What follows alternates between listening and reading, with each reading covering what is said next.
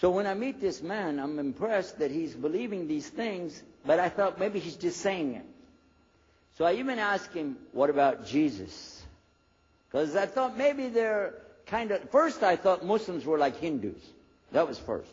And then when he said he believed in some of the things of the Bible, I said, okay, maybe they're like Jews. So that's when I said, yes, but what about Jesus? Do you believe in Jesus? And he said, yes. I said, okay, wait a minute. This is going to be easy.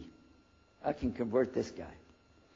So I agreed that we're going to do business with him. And in fact, I took him immediately out to have tea together. We sit together, drink tea, talk a little while. And I started tearing the peach stream right away. I'm in the Bible. I got it right there. Flip it open. Genesis. Let's talk about Abraham. What do you know about Abraham? Abraham, he had 2 sons, you see, and blah, blah, blah, blah, blah. And I'm doing all the preaching to him. Can you imagine this? And he sat there. Okay. He's a graduate of Allah's heart. And like this. Get me? You know what I'm saying? Well, it happened that during Ramadan, some of his friends that he was staying with, they had to move their apartment around or something, and he was going to go stay in the masjid for itikaf in Ramadan. It's normal. We didn't understand. I thought he has nowhere to go, and I told my dad, this man has nowhere to go. And my dad said, no, he's got money. I said, no, he doesn't. Dad, I'm telling you, he has no place to go. I heard him say he's going to go live in the mosque.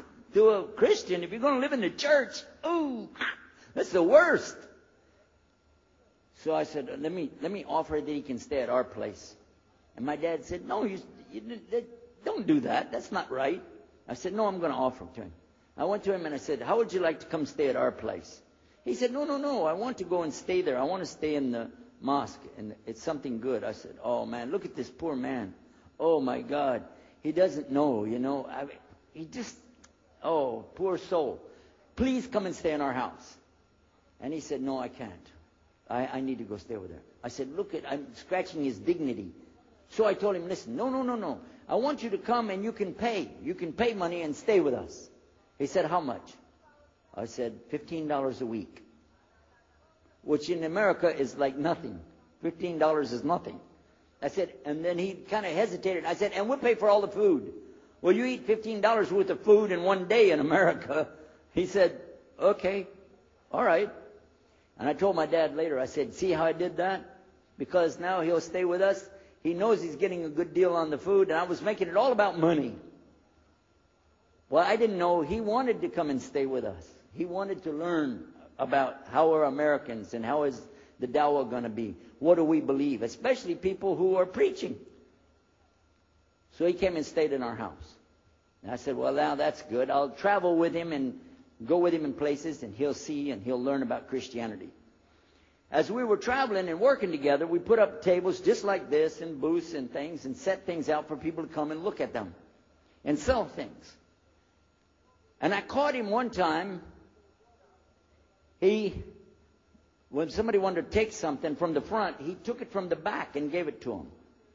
And I looked at him. And the next time somebody started to take something, he took from the back and gave it to him. I said, hey, Muhammad, we take the stuff from the front because that's the old stuff. The new stuff in the back, just hold it back. You know what I'm saying? This is dated material. Get rid of the junk first. He said, no, I can't. In my religion, we can't sell something unless we give the people the best. I said, got me on that one.